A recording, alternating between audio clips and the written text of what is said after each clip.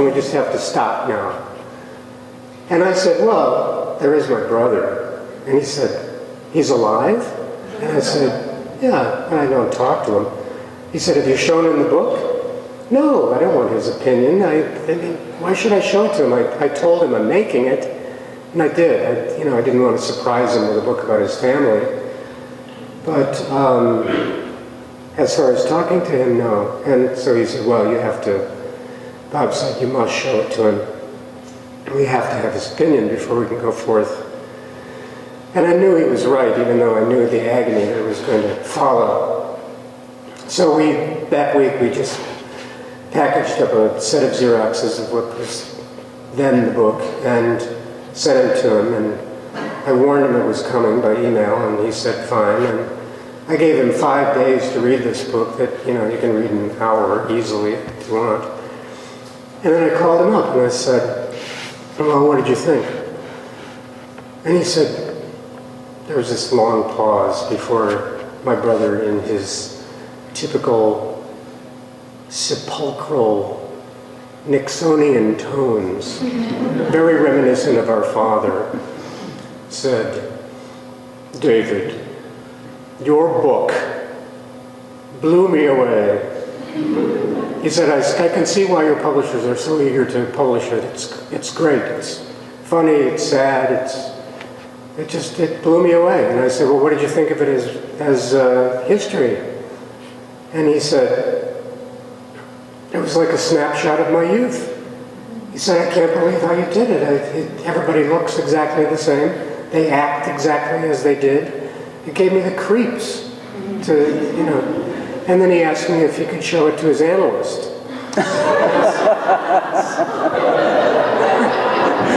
And to his sons. And I said, yes, it'll probably explain a lot. And my brother and I now talk. And we share our thoughts and our ideas. And we'll probably never be best friends, but at least, we're both in our 60s and we have each other back. And I think we came to the agreement. It was my idea, but when I put it to him, he didn't have any objection to the thought that the reason we couldn't stand one another was not because we knew each other. We didn't. But because anything or anybody that reminded us of those days was just something we didn't want in our lives. And it's been a great thing. And as I said, if the book had never been read by one person in the public, it would have been worth it to me for that. That's a big lesson for me. You've had some other You've had some other confirmation of the truth of the accuracy of your book too.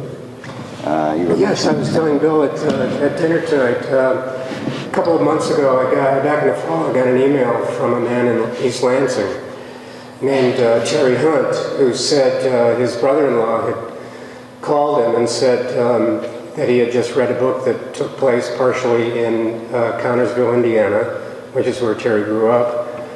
And he said, I hesitated to write to you for many weeks, but now I think I should. Because the fact is, you and I were very close, even though we never met. And we're about the same age. We are the same age. We're both 65. And he said, my parents are related to your step-grandfather. My brother, he was my father's uncle, which makes him a cousin of my step-grandfather. Anyway, he said when he was 6, every time my mother and I would come to town, there was some talk about he and I playing together, but we never did for one reason or another. But he said, I remember your step-grandfather, whom you called Papa John, and he said, I remember him exactly the way you drew him and the way he was in your book. A very kind, generous, free-spirited guy. And he said, I also remember your grandmother, Nell, the lady up in the bathroom. And he said, and I remember that I didn't want to know her. Well, now what is that, folks? What is that kind of mental telepathy children have about, I think it's the same sense dogs have, when somebody bad comes up the driveway, they know it immediately. Kids do too, maybe not all kids, but some do. And for me, his confirmation of my intuition as a kid was, it was better than any reader saying, I felt the same way about my grandmother, or, you know, because here was somebody who actually knew the woman, knew that she was crazy, and probably felt the way I did when I heard the way she died. Yeah, that makes sense. Yeah.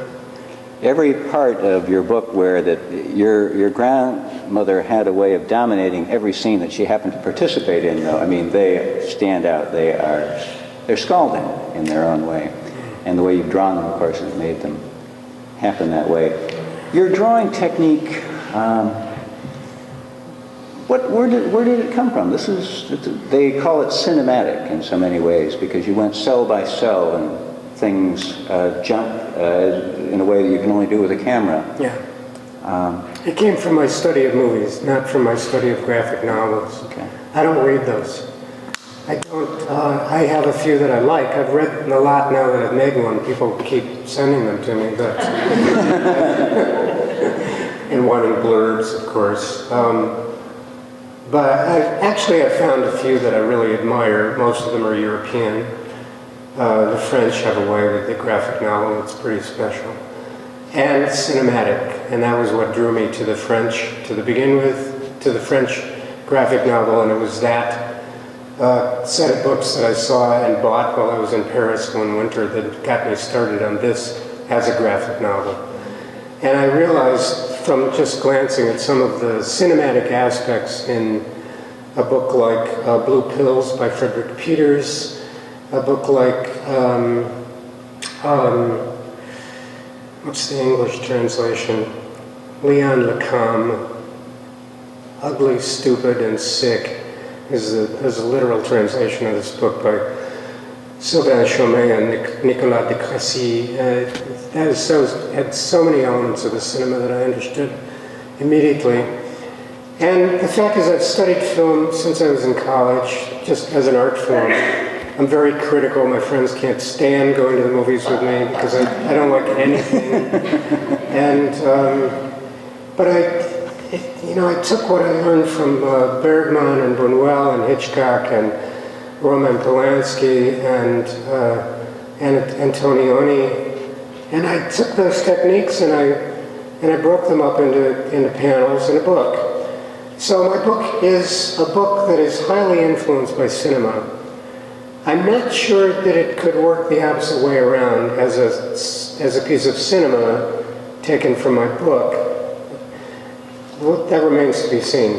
There is some interest, by the way, in Hollywood, but... Well, just watching your short film up here, it did something that you can't do even with a graphic novel page. It leads the eye section by section. Yeah. If you're looking, it looks at the eye and then it tracks across to what you're looking at. That's a powerful thing. Yes, it's very powerful. I love this little film. And the guy who made it, Gary McGivney, lives down in New Zealand, and he and I have made some little films. I didn't think he could make a movie out of this. He knew immediately. He said, I want to make a movie out of that. And I said, well, do you want to do the trailer? And he said, yeah. And I said, I can't pay you. He said, I don't care. The movie I'm going to make from this book is going to get me work. And what he did that was so good was that he took each panel and scans it with the camera in exactly the way that I wanted the eye that I meant for the eye to scan it.